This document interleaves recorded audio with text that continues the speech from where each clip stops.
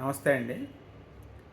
'Pushpa 2' cinema release సందర్భంగా సంధ్యా theatre దగ్గర జరిగినటువంటి తొక్కిసలాటలో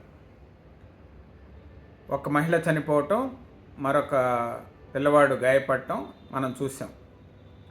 అయితే ఏంటంటే ఆ సంఘటనకు సంబంధించి పోలీసులు కేసు రిజిస్టర్ చేశారు.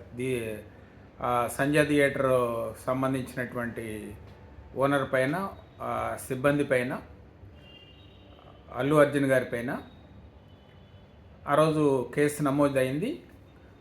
కాకపోతే ఏంటంటే ఆయన అరెస్ట్ చేస్తారా అనేటువంటిది ఒక సందిగ్ధం ఉండేది. అయితే ఈరోజు అరెస్ట్ చేశారు. అరెస్ట్ చేయటానికి ఆయన కారకుడు ఎలా అవుతారు అనేది ఇప్పుడు వాళ్ళ అభిమానులు ప్రశ్నించేటువంటిది. జనరల్గా సినిమా రిలీజ్ అయినప్పుడు సహజంగానే ఆ సినిమా థియేటర్లో సినిమాలు చూడటానికి హీరోలు వస్తుంటారు కదా. మరి ఆయన కూడా పుష్ప 2 సినిమా రిలీజ్ అయ్యే సందర్భంలో ఆయన తన యొక్క అభిమానులతో కలిసి సినిమా చూడటానికి అక్కడ వచ్చారు. అభిమానులతో కూర్చొని సినిమా చూద్దామనే ఉద్దేశంతో సంధ్యా థియేటర్కి వచ్చారు.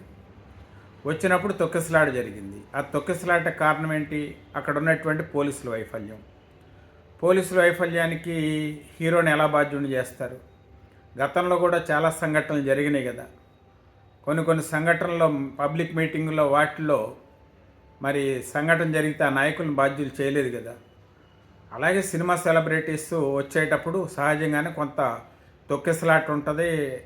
వాళ్ళని చూడటానికి ప్రజలు ఎగబడతా ఉంటారు. ఆ పరిణామ క్రమంలో కొన్ని సంఘటనలు జరుగుతూ ఉంటాయి. జరిగేదాన్ని ఆసరా చేసుకొని కేసులు పెట్టి అరెస్ట్ చేయటం ఎంతవరకు సమంజసం అనేది వాళ్ళ అభిమానుల నుంచి వస్తున్నటువంటి ప్రశ్న.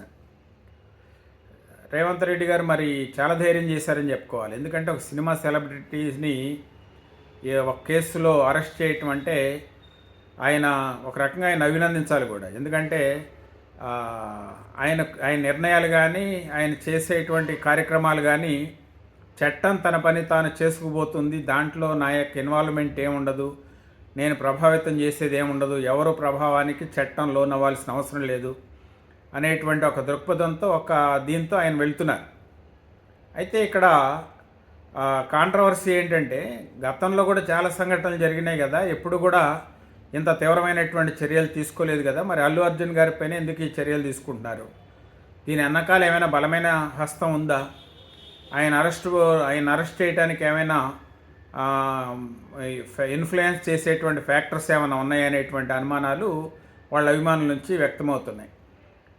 అయితే చిరంజీవి గారు ఆయన్ని జరిగిన ఇన్సిడెంట్ జరిగిన వెంటనే వెళ్ళటం, నాగబాబు గారు వెళ్ళటం, ఇవన్నీ కూడా జరుగుతున్నాయి. అంటే వాళ్ళంతా ఒక ఫ్యామిలీ, చిరంజీవి గారి ఫ్యామిలీ, అల్లు అర్జున్ గారు వీళ్ళంతా కూడా ఒక ఫ్యామిలీ మెంబర్స్ కాబట్టి జరిగినటువంటి సంఘటనలతో కొంత దిగ్భ్రాంతికి లోనైనట్టుగానే కనబడుతుంది. అయితే ఏంటంటే బలమైన సెక్షన్లు పెట్టారు. బెయిల్ వస్తుందా లేదా? ఆయన అరెస్ట్ జరిగిన తర్వాత అరెస్ట్ అయితే గాంధీ హాస్పిటల్కి తీసుకెళ్లారు, మెడికల్ చేయిస్తారు, తర్వాత మ్యాజిస్ట్రేట్ ఎదురుగా హాజరుపరుస్తారు. మరి బెయిల్ వస్తుందా లేదా అనేటువంటిది ఒక సందిగ్ధం కూడా ఉంది. బిఎన్ఎస్ 118 పెట్టారు కాబట్టి బెయిల్ వచ్చేటువంటి అవకాశం ఉందా లేదా అనేటువంటిది ఒక ఆందోళన, ఒక సందిగ్ధత కూడా ఉంది. అయితే వీళ్ళు హైకోర్టులో క్వాష్ పిటిషన్ వేశారు.